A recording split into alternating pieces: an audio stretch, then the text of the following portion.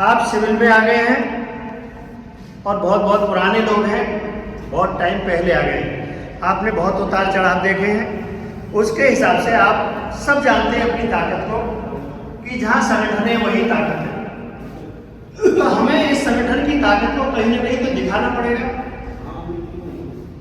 और ताकत दिखाने का मतलब है हमारा संख्या बल। हम ज्यादा से ज्यादा एक आवाज पर जहां भी खड़े हैं वही ताकत है।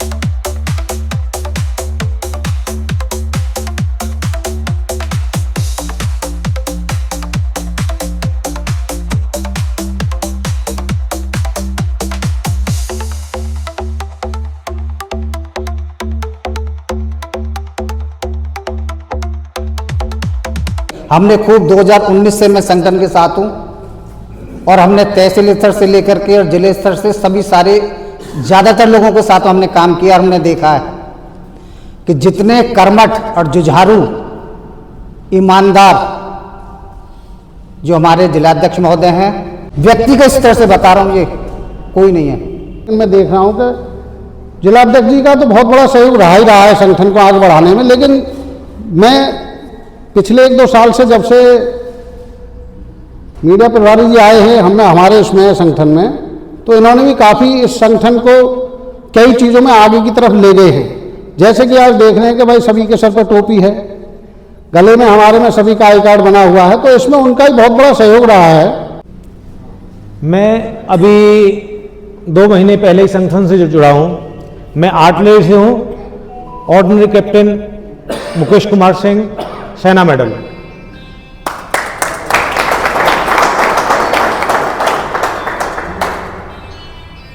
मैं इस संघ में पहले से मैं 2 साल पहले रिटायर होकर आया और संघ से मेरी कोई जानकारी नहीं थी। मेरे पे खुद की एक ऐसी आपत्ति आई कि मैंने खुर्जा के अंदर एक मकान खरीदा और उसमें मेरे साथ में फ्रॉड हुआ। मकान मेरे को बेच दिया गया। मेरे ही गांव का भांजा था। मैं गांव मामन खुर्द, जो खुर्जा बुलंदशहर के हाईवे पड़ता है, वो मेरा गांव है। खुर्जा बुलंदशहर से जो जीरो हाईवे पे पड़ता है गांव मामन खुर्द। मेरे को मकान बेच दिया गया। मकान पे 12 लाख का लोन है पहले से और 71,000 बिजली का बिल है। कोई कहेगा कि आपने जब मकान खरीदा तो देखा क्यों नहीं? मैंने पूर्ण तरीके से उसकी जानकारी निकाली। ऐसा नहीं उससे पहले मैंने कभी कोई बैनामा नहीं कराए उससे, लेकिन ये पहली बार मेरे साथ में ऐसा हो गया क्योंकि मेरे को इतनी गांव का भांजा था, इतना सतर्कता उससे मैंने नहीं बरती और मैंने डॉक्यूमेंट निकलवाया था। 12 साल निकलवाया, पाक साहब था 12 साल में, क्योंकि उस बंदे ने फ्रॉड कर दी हाई लेवल की। एसपी साहब के पास FIR दर्ज करा दी, सारा कार्य हो गया। फिर मेरे को पता पड़ी, मैं जिला सैनिक बोर्ड में गया 2 महीने पहले, तब मेरे को पता पड़ी कि हमारा एक संगठन है अखिल भारतीय पूर्व सैनिक के नाम से और मुझे उससे जुड़ना चाहिए, जो कि सोल्जर बोर्ड अधिकारी ने मेरे को बताया। उसी दिन मैं संगठन में आया और संगठन से मुझे बहुत ज़्यादा मदद मिली। तब से मैंने आया हूँ, तो मैं साउथ अफ्रीका से आया हूँ। मैंने UN भी काटा हुआ है और सर्जिकल स्ट्राइक में भी रहा हूँ, मैं गलवान में भी रहा हूँ और अभी युगांडा रवांडा में भी साउथ अफ्रीका से लड़ाई लड़के आया हूँ। पहला JCO था जो कि मैंने सेना मेडल प्राप्त किया। अब सेना मेडल प्राप्त करने के लिए तो आप सभी जानते हैं कुछ ना कुछ तो क्वालिटी रही होगी। अब जब मैं संगठन से जुड़ा और संगठन ने मेरी मदद की है, तो मैं भी अपनी क्वालिटी संगठन के लिए रखना चाहता हूं, जिनसे मेरी कोई जान पहचान नहीं थी, कभी देखा नहीं। मैं आके संगठन में अपनी रिक्वेस्ट रखी, अगले 2 घंटे में लोग मेरे साथ चलने को तैयार हो गए। इससे ज्यादा क्या चाहिए? ऐसा कहां मिलेगा? कहीं नहीं मिलेगा। अपने घर में अपने भाई को बताओगे कि भाई मेरे साथ ये प्रॉब्लम, तो वो 100 बार बताएगा। मैं पापा जी से पूछता हूँ, बाबा से पूछता हूँ, तूने वहां झगड़ा क्यों कर दिया, क्या मतलब था तेरा वहां जाने का? 100 कहानी बताता है, सगा भाई बताता है 100 कहानी हमारे को। या कोई सवाल में पूछा जाता है मैंने क्यों ले लिया, कहां ले लिया, क्या था, और लोग मेरे साथ चलने को तैयार हैं। इससे ज्यादा बेटर मुझे कहां मिलेगा?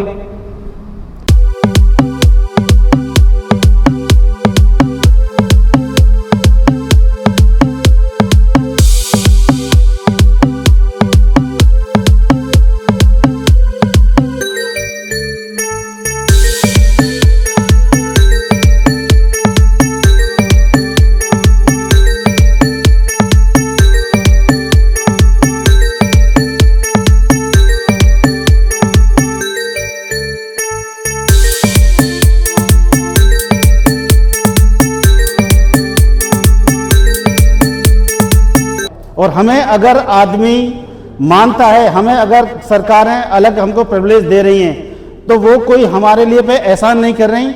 हमने देश की सेवा की है और हमने देश की सेवा की, उन्होंने हमको परखा है। परखने के बाद उन्होंने ये सोचा है कि इनको ये प्रिविलेज देना चाहिए, तो ये प्रिविलेज हमको इसलिए मिल रहा है।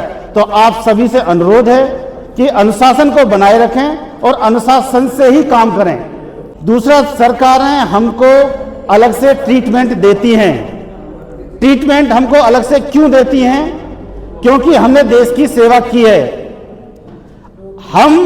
अगर हम सब लोग मिलकर के ये चाहें, हम सब लोग एक दूसरे कम्युनिकेशन में रहें, तो निसंदेह कोई ऐसा काम नहीं शासन प्रशासन का जो हमारा रुक जाए।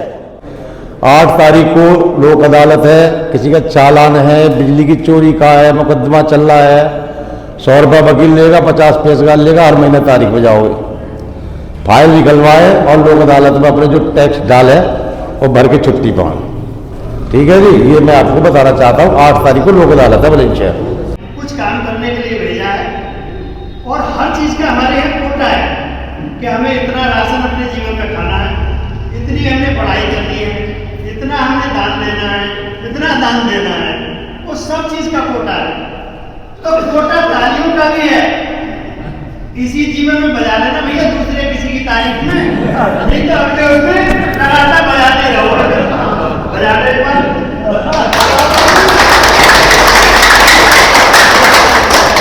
कुछ नहीं है, सीधा ये रखिए।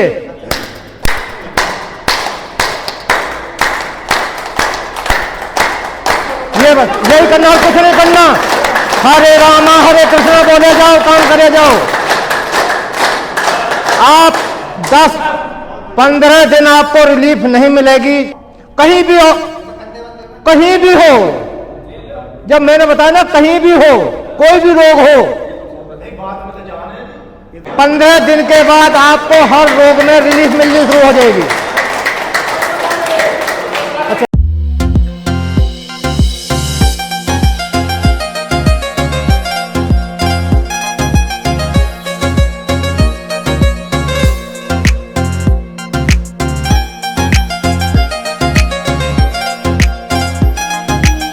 2018 में अपने हरिप्रकाश जी जब जिलाध्यक्ष बने थे, मैं इनके साथ तब से काम कर रहा हूं। लगभग हर तहसील में कार्यकारिणी बनवाई है और तहसील क्या, जिलाध्यक्ष को तो प्रांत में भी मनोनीत कर दिया। जिसका काम पड़ता है ना, वो संगठन को ढूंढ लेता है। ये संगठन कोई भी जिलाध्यक्ष, तहसील अध्यक्ष या कोई ब्लॉक अध्यक्ष, जितने भी पद हैं, ये कोई बिट्टो पावर नहीं है, ना ही ये कोई क्यूआरटी लेके बैठे हुए हैं। आपको जरूरत हुई, साहब हमारा तो पंगा हो गया आ जाओ, नहीं भाई, आप अपने अंदर झांक के देखो। आप कभी किसी के साथ गए हो? जब आप किसी के साथ नहीं जा सकते तो आप दूसरों से क्यों उम्मीद कर रहे हो भाई तुम्हारे पास कौन आएगा? अरे तुम्हारा ये परिवार तो वो परिवार है, तुम्हारा भाई अपनी घरवाली को पूछने जाएगा, बता इसके साथ जाऊं या ना जाऊं। लेकिन ये जो परिवार है, ये तो आपके साथ जहां आप कहोगे वहां तो खड़ा मिलेगा।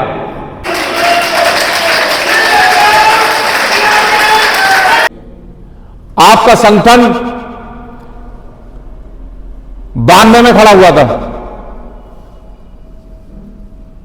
2001 में इसको अखिल भारतीय पूर्व सैनिक सेवा परिषद का इसका रजिस्ट्रेशन हुआ था राष्ट्रीय स्तर पर, और 2021 में भारत सरकार और रक्षा मंत्रालय से इसको मान्यता दी गई थी। जिस संगठन के 1 लाख सदस्यों से ऊपर हो जाते हैं उसको भारत सरकार मान्यता देती है संगठन को, और सभी लोग अच्छा काम कर रहे हैं, बढ़िया काम कर रहे हैं और बढ़िया संगठन चल रहा है। संगठन ही आपकी ताकत है। बुलंदशहर जिले में आपको कोई नहीं पूछता था, संगठन की बदौलत ही आज आप पूर्व सैनिक होती है। तो भाई पूर्व सैनिकों का भी एक मजबूत संगठन है।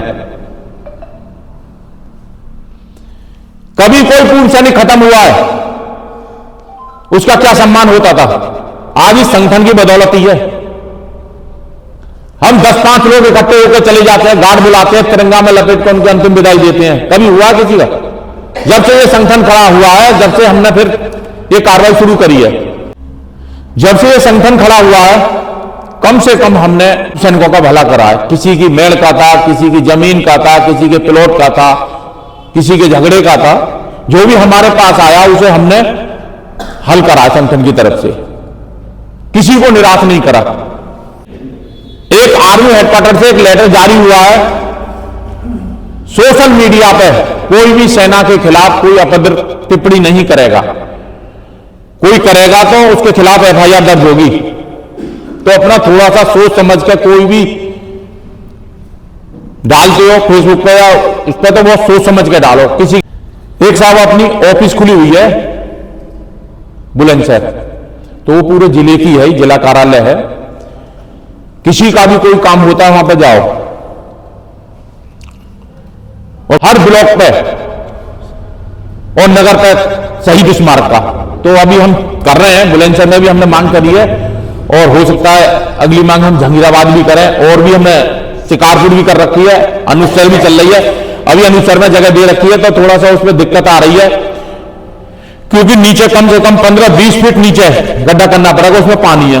तो हमने भी मांग करी है, अगर हमें दूसरी जगह मिल गई तो हम अभी मार्च में काम स्टार्ट कर देंगे उसमें। और बुलंदशहर में भी अभी हमें जगह मिलने वाली है, बोला है अपना चेयरमैन साहब ने कि देंगे आपको जगह, तो वहां पे भी प्रक्रिया चल रही है। और अपना जो अनुपसर में तो ऐसा शहीद स्मारक बनाएंगे हम, अपना 10-20 आदमी उसमें बैठ भी लें, कोई गेस्ट भी आ रहा है तो उसमें रुक भी ले, आपका कोई भी आ रहा है या आप भी आ रहे हैं कहीं से दूर से, वहां भटकते पड़ते हैं रूम के लिए, रूम देखते फिरते हैं, रूम मिलते नहीं है वहां, तो ऐसी व्यवस्था कर देंगे कि वहां कोई भी आता है बाहर से तो कम से कम रुक ले। अपना एक जो संगठन का यूट्यूब चैनल है,